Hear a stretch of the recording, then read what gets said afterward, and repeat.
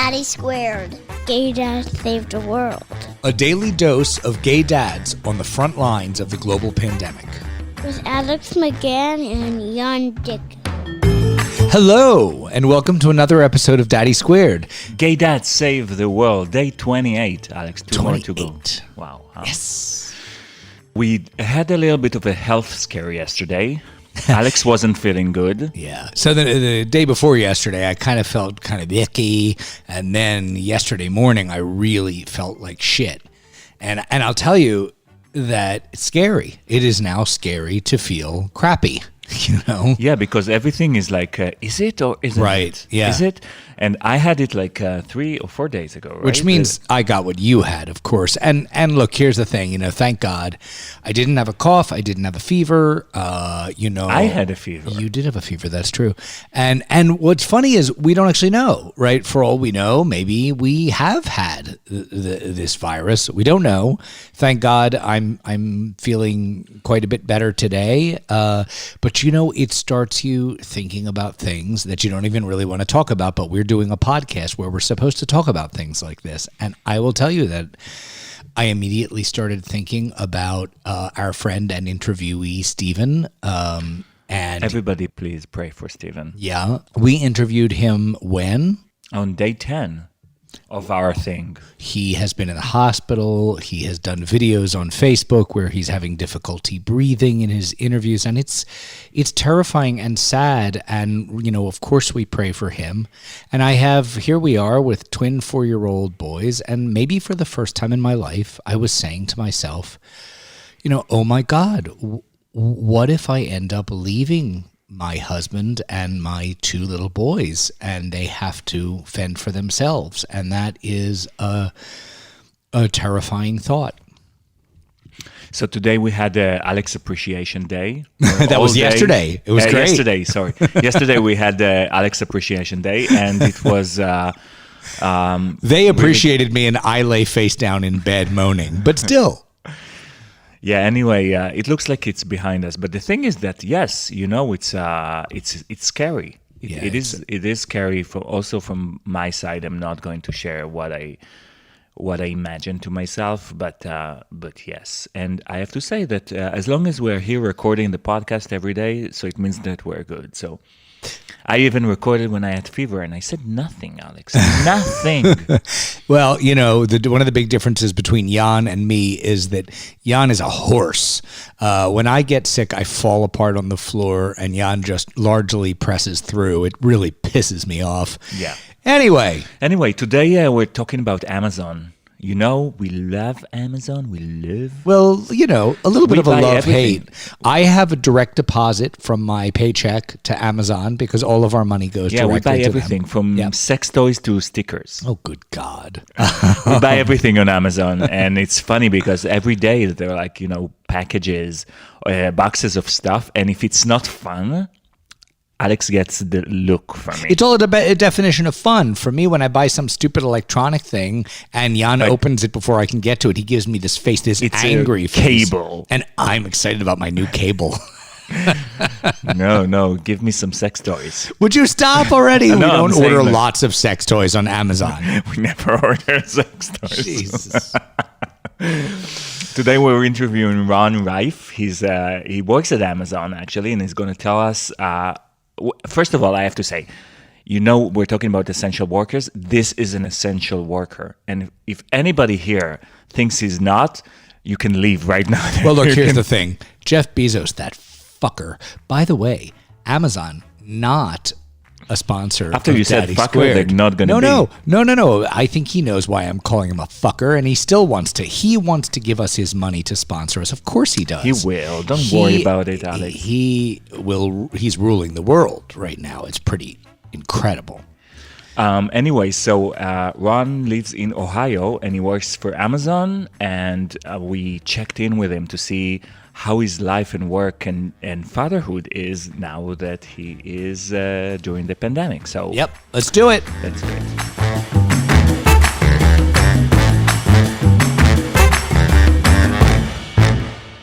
Hello? Yes. Hello. Oh, now we can hear you. Oh, no, How's that's your day okay. going so far? Good, good. You know, we're locked up in the house going crazy. How's your day? Not too bad. I just got home from work, so. Well, that is perfect timing. Thank you so much for taking the time to talk to us. What we would love to do. Yeah, not a Ron, problem. What we would love to do, Ron, is ask you to describe to us what your work is and how you feel like it's changed since this whole pandemic craziness started. Okay. Well, I work at Amazon, work at the fulfillment center. We had the personal protection equipment already as far as gloves and stuff. But since all this has started, now we have to wear face masks. They're doing temperature checks, like thermal imaging, like as you walk into the doors now. They're making sure everybody has masks and everything, and the distancing is 6 feet apart from everyone everywhere you go. As far as time clocks and everything, they got things roped off so you can't be walking past people. Everybody's going one direction and another. Steps have been stairs going to the other floors. They've marked them off. Now some steps only are for up and other ones are only for down. So they've really stepped it up. Wow. That's incredible. Do you find that it's physically more challenging to do the work because you've got a mask on? For me, it's just a little harder to breathe in it. Yeah. But other than that, it's not anything major. Right. Tell me something. We're very, very ardent Amazon users. We have stacks of cardboard boxes, on our front porch every day. Do you guys all feel the nature of your role as essential workers? Like, do you guys get what it means for the rest of us that this piece of the world is continuing to function? Yeah, and we've actually gotten to the point where we're sending out high priority items above other things. Right. Whether it be diabetic medicines and needles and things like that. Those are getting more high priority than just people buying CDs or DVDs now. Right. We still get them, but we have a higher priority of those are the main things going through first. Right. So I know that part has definitely affected a lot of it. A lot more food items, a lot of household cleaning items. We've seen tons of cleaning items come through. Yeah. And we've all heard about the toilet paper, so we don't need to rehash that. Yeah. Well, now let's switch over to the home. Tell us a little bit about the family. What do you have at home? My husband and I, we have one child. He's 18 now. He just turned 18 in March. Wow. And we have a house full of dogs. But that's pretty much it. Well, hold on. What dogs? How many dogs? I have a Rottweiler, and then we have a couple smaller dogs, Shih Tzu Pug mixes. Got it. So is your 18-year-old? Did you say it was a boy, a guy? I can't remember. Yes. He's a boy. Is your 18-year-old at home with you? Yes. And still in school, like finishing high school now, or what's going on? Yeah, he's finishing up high school. Yeah. So the second half of senior year of high school is generally a good time.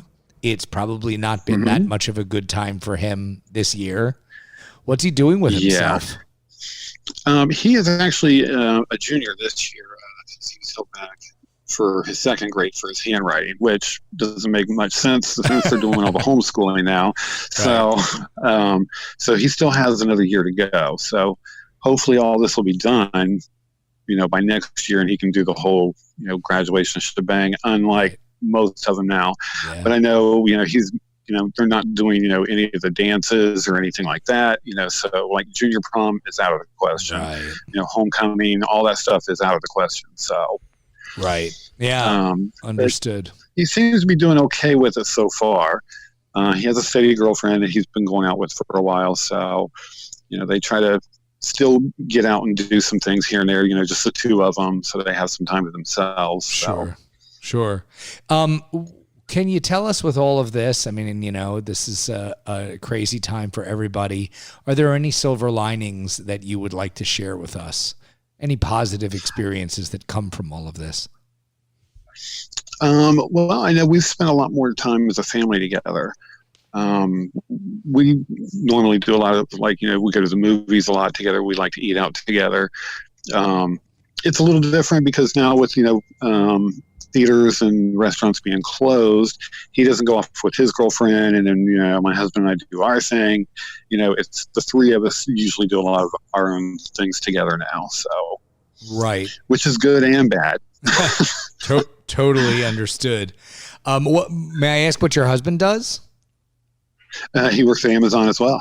Oh my goodness! Wow. Yes. Same he works kind in of another work department than I do, but yeah, we work the same place, just different hours. Well, I was about to say, man, if I had to meet there, by the way? Oh yeah, did you meet there? Oh no, we've been together for 27 years. Oh. We met once upon a time. We both worked at a nursing home together. He was a nursing assistant, and I was doing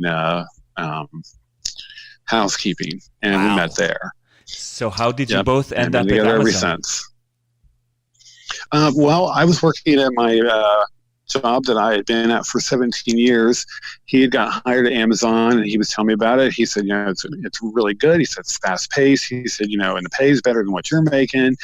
He said, you might want to apply for it. So I did, and left my job of 17 years and went up there. Wow. And I just have to tell you, fast-paced, it's long hours, but I mean, the day just flies by. I just have to tell you that if my husband suggested that I work with him, well, okay, we do a podcast together, but otherwise, I don't know that I'd be okay with that. Yeah, we would never do that. Well, okay, he works in another area, so like I never see him throughout the entire day. It's just before work and after work. So got it. Not so bad. Yeah.